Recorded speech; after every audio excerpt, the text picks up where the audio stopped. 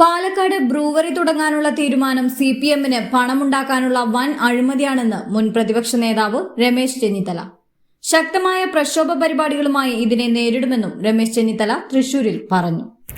മാനദണ്ഡം എന്താണ്? മാത്രവുമല്ല, ഇത് സംബന്ധിച്ച ഒരു ചർച്ചയും ഒരിടത്തും ഉണ്ടായിട്ടില്ല. അപ്പോൾ ഇന്ത്യയിലെ കുത്തക മദ്യ കമ്പനിയായ ഒയാസിസിന് യഥേഷ്ടം കേരളത്തിൻ്റെ ഇങ്ങനൊരു സ്ഥാപനം തുടങ്ങാനുള്ള അനുവാദം കൊടുക്കുക വഴി നടന്നിട്ടുള്ള വൻ അഴിമതിയാണ്.